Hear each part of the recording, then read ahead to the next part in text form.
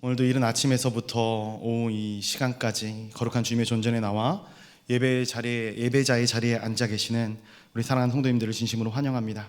특별히 국가 간의 이런 어려운 질병과 전염병에도 불구하고 또 큰 믿음을 가지고 이 자리에 앉아 계시는 우리 성도님들 가운데 주님께서 늘 강건하게 지키시고 보호하시는 은혜의 역사가 있어지기를 간절히 축원드립니다. 오늘 우리가 함께 읽은 본문에서 하나님께서는 우리에게 사랑하라라고 명령을 하십니다. 특별히 두 가지 큰 사랑에 대해서 말씀을 하시는데요, 하나님을 사랑할 것과 내 이웃을 내 몸과 같이 사랑할 것을 말씀하십니다. 그렇습니다. 우리는 하나님의 명령에서처럼 사랑하면서 살 수밖에 없는 존재들입니다. 오늘 본문 말씀을 한번 다시 같이 읽어보도록 하겠습니다. 본문 누가복음 10장 27절 같이 한번 다시 한 목소리로 읽어보겠습니다. 시작. 대답하여 이르되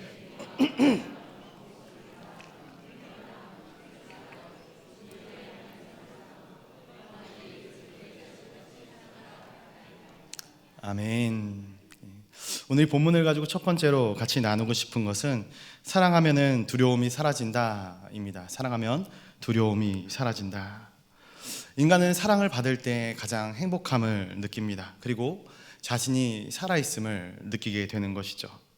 한 아이가 태어나서 부모의 사랑을 받지 않고서는 이 세상을 온전히 살아나갈 수 없습니다.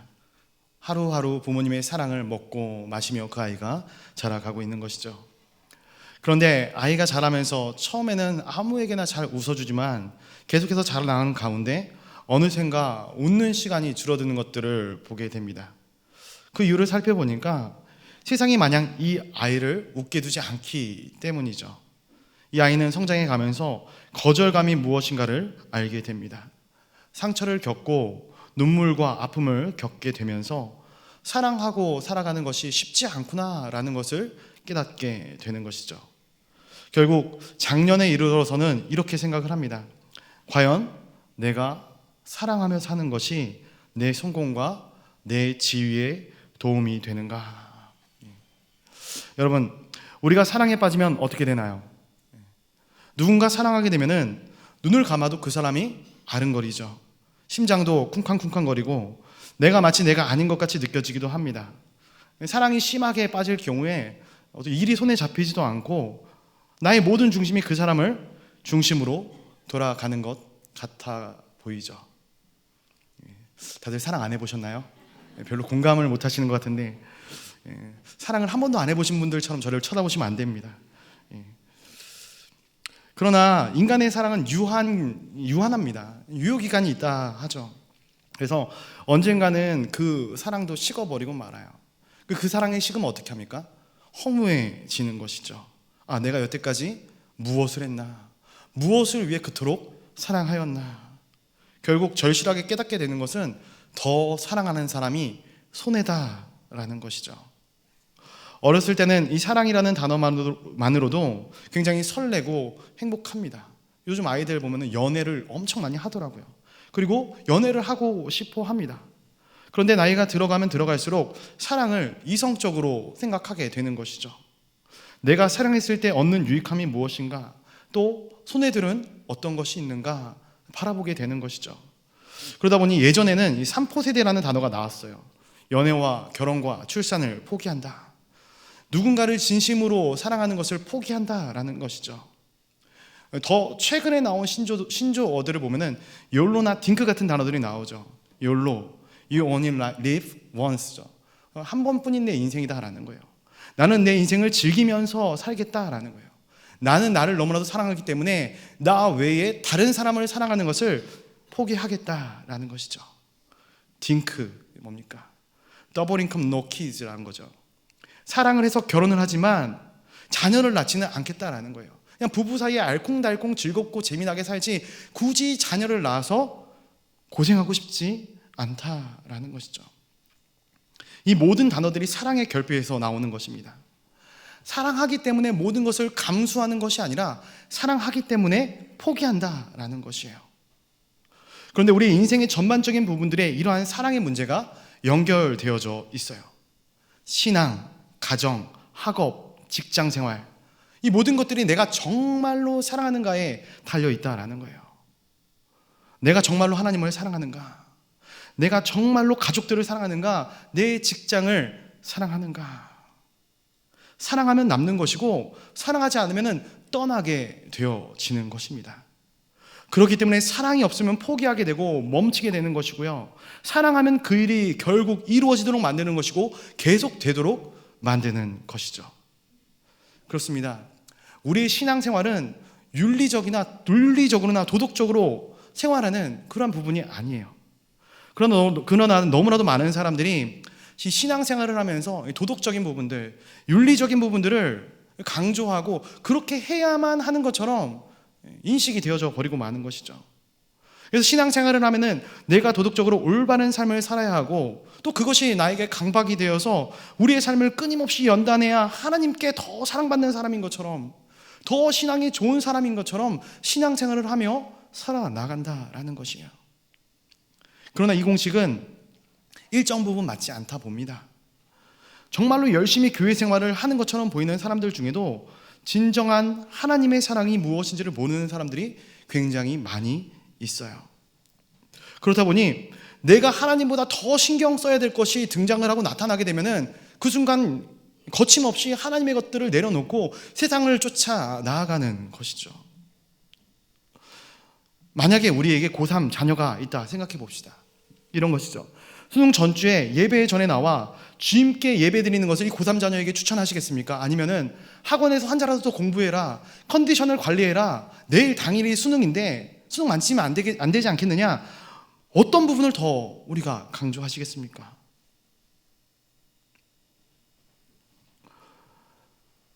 신앙생활은 머리로 하는 것이 아니라 마음으로 하는 것이에요. 의무감으로 하는 것이 아니라 내 중심에서 우러나와야 하는 것입니다. 사람의 힘으로, 사람의 열심으로 우리가 하나님 아버지를 기쁘게 해드릴 수 있는 것이 얼마나 있겠습니까? 하나님과의 사랑에 빠지기 전에는 진정한 신앙생활이 무엇인지 알기 힘든 것이죠. 직장생활도 마찬가지인 것 같아요. 직장생활도 자신이 하는 일에 대해서 그냥 마지못해서 하고 돈의 노예가 되어서 하고, 그래서 세상 사람들이 일하는 것처럼 단순히 내가 받을 만큼만 일한다, 그것이 하나님께서 원하는 직장생활인가? 저는 아니라고 생각을 합니다. 하나님께서 나에게 맡겨주신 소명과 사명이 그 안에 있다면 나는 최선을 다해야 되는 것이죠. 그 일을 사랑해야 되는 것이에요. 그리고 그 일을 통해서 하나님께서 영광을 받으시는 것입니다. 할 수 있는 한 최선을 다해야 하는 것이죠. 솔직히 여러분들 어떻게 생각하실지 모르겠지만 우리는 다 엄청난 능력자들입니다. 슈퍼히어로 같은 사람들이에요. 왜냐하면 하나님께서 우리를 창조하실 때 그냥 창조하지 않으셨어요. 무엇대로 창조하셨습니까? 하나님의 형상대로 창조하셨단 말이에요. 그렇다면 그 안에 무엇이 있습니까? 무에서 유를 창조하는 하나님의 놀라운 창조성, 크리에이티브한 능력들을 우리 가운데 하나님께서 탑재해 주셨다라는 거예요.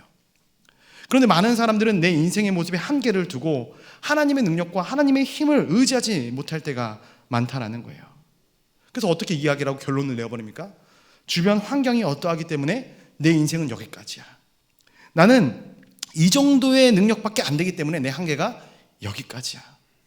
나는 여기까지밖에 안 되는 사람이다 생각하는 거예요. 저는 이것이 굉장히 교만한 생각이라고 생각을 해요. 겸손이 아니라 교만한 생각이에요. 왜냐하면 모든 상황 가운데서 역사하시는 하나님의 능력을 내 힘으로, 내 의지로 커트해버리는 것이기 때문에 그래요.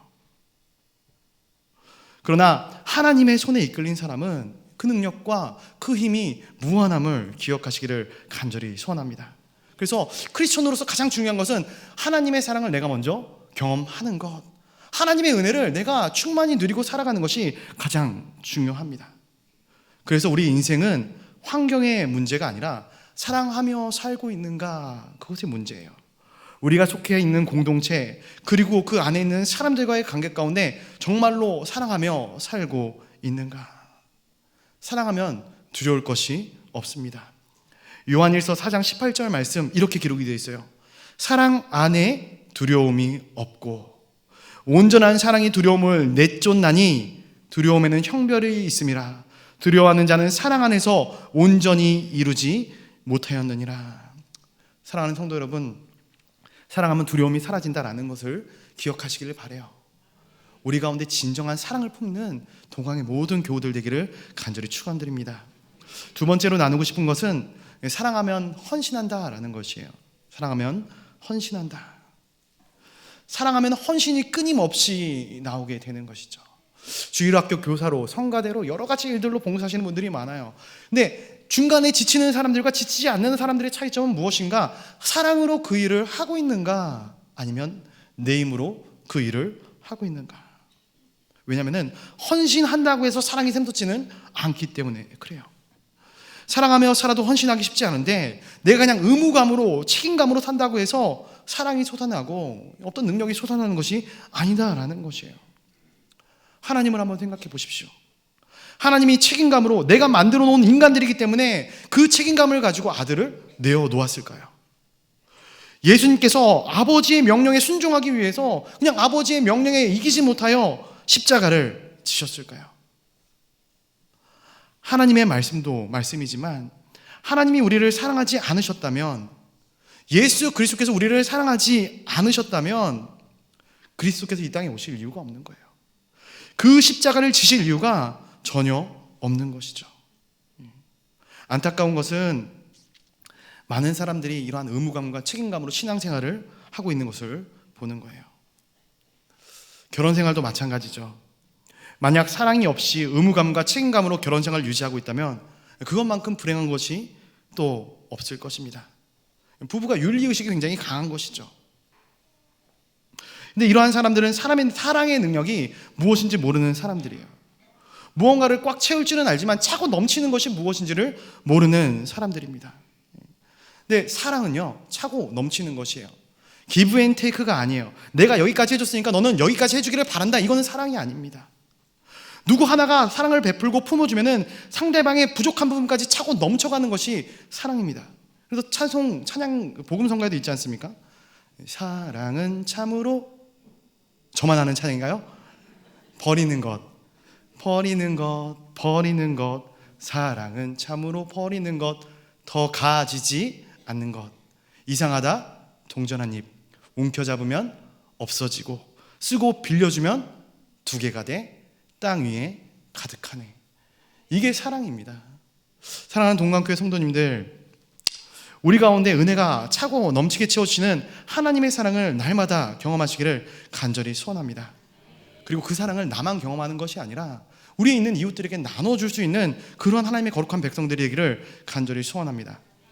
그렇다면 오늘 본문으로 돌아와서 우리의 이웃을 사랑하라, 말씀의 제목입니다. 내 이웃을 사랑하라. 내 이웃을 사랑하라 라고 말하고 있는데 우리의 이웃이 과연 누구일까? 영어로 이웃은 neighbor입니다. neighbor. 발음 좋죠? neighbor. 이 neighbor의 어원은 nearby입니다. nearby. 즉 가까운 곳에 있는 사람들이죠. 국어 사전의 의미도 별반 다르지 않아요. 가까이 사는 집 또는 그런 사람, 이것이 이웃이라는 것이에요. 그렇다면 이웃을 사랑한다는 것이 어떤 것인가?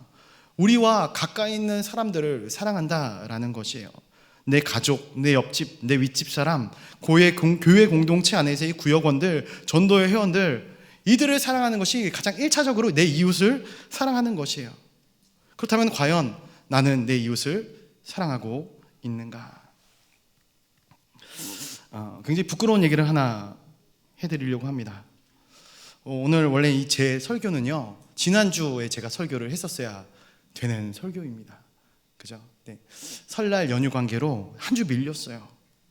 한 주가 밀려서 이번 주에 하게 되었는데, 오늘 새벽에 제가 이 설교를 할 자격이 있는가, 과연 이 설교를 내가 하는 것이 맞는가, 깊은 고민에 빠지게 하는 사건이 하나 있었어요. 요즘 대신방 기간이라 교역자들이 너나 할 것 없이 굉장히 바쁘게 하루하루를 보내고 있습니다. 저 역시 한 가정 최선을 다해서 신방을 하고자 노력을 하고, 또 집에 가서도 어떻게 보면은 거의 쉬지 않고 말씀을 준비하고 있습니다. 그렇다 보니까 제 생각과 다르게 몸이 많이 지치더라고요.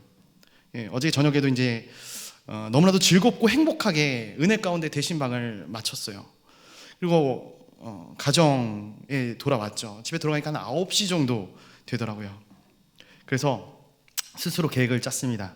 1시간만 자고 일어나서 애기도 좀 보고 말씀도 좀 준비하고 주일을 맞이해야겠다. 그 야심찬 계획을 제가 짜고 알람 1시간을 맞춰놓고 잠자리에 들려 했습니다. 근데 10분도 안 돼서 저희 아내한테 전화가 오는 거예요. 그리고 너무나도 평소와 다를 것 없는 행동이었거든요. 저를 깨우고 저를 불러서 짐을 들라 하고 매주 하는 거라 너무나도 평소와 다를 것 없는 행동이었는데 제가 몸이 지치다 보니까 몹시 짜증이 나더라고요. 짜증이 나는 상태에서 아내와 아이를 보니까 그 영향력이 고스란히 아내와 아이에게 흘러 들어간 거예요. 아내에게뿐만이 아니라 저희 딸아이에게까지 있는 짜증 없는 짜증을 다 쏟아놓고 방 안에 들어와서 다시 잠을 잤습니다. 그러다 새벽 3시쯤에 잠에서 깨었는데 문득 오늘 내가 오예배 설교구나. 설교 제목을 기억해 보니까 내용을 막 머릿속에 막 내용이 훑고 지나가는 건데 내 이웃을 사랑하라.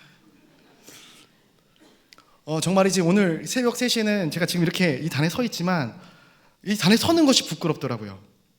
1시간 동안 과연 내가 이 단에 서는 것이 맞는가 회개하고 제 자신을 회유하면서 계속해서 보냈던 것 같아요.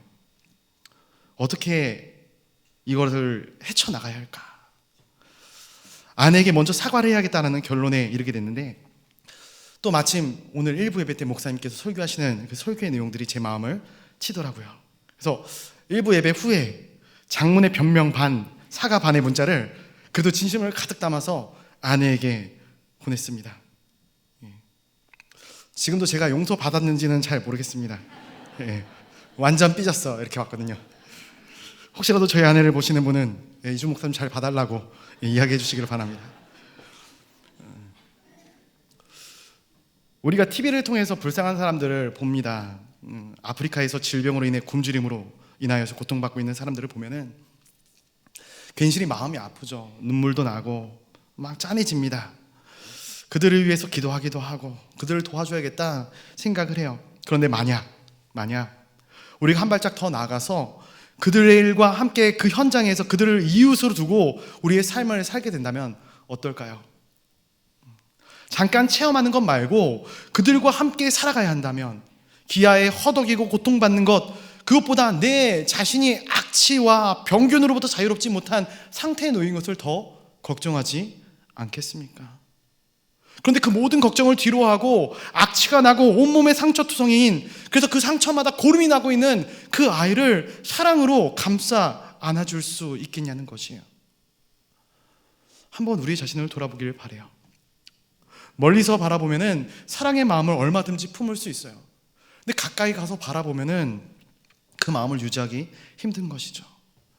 내가 너무나도 사랑하는 내 가족, 누구보다 가까운 이웃이고 사랑하는 사람들이지만 그렇기 때문에 가장 많이 부딪히고 서로에게 상처도 많이 주고 있지는 않은지요. 그럼 우리가 어떻게 할까요?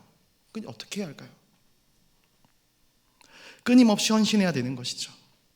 내 가까운 이웃을 위해서 내가 손해를 보더라도 내 자존심을 다 내려놓더라도 내 자신을 희생해서라도 그 사람을 세워나가야 되는 것이에요. 왜냐? 그것이 하나님께서 우리에게 보여주신 본이 되는 사랑이기 때문에 그렇습니다. 그래서 사랑은 내 힘으로 절대 불가능합니다. 그러나 우리가 만약 하나님께서 우리에게 부어주시는 폭포수와 같은 은혜와 사랑을 경험하고 그 사랑을 충만히 받고 있음을 느낀다면은 그때 비로소 우리는 진정한 사랑을 우리 이웃들에게 베풀 수 있게 되는 것이죠. 그리고 그 사랑의 능력이 나타내게 되는 것입니다. 애정이 있기 때문에 어떠한 어려움도 뚫고 나갈 수 있고 내 두려움이 사라지게 되어지는 것이에요. 주님도 그렇습니다. 우리를 사랑하셔서 하늘 보좌를 포기할 용기를 내시고 이 땅 가운데 오신 것이에요.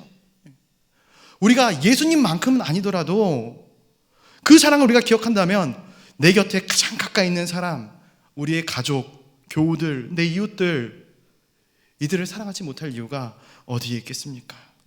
하나님은 또 어떻게 하셨습니까? 하나님은 하나님의 이웃을, 하나님께서 세우신 이웃을 하나님 자신보다 더 사랑하셨습니다.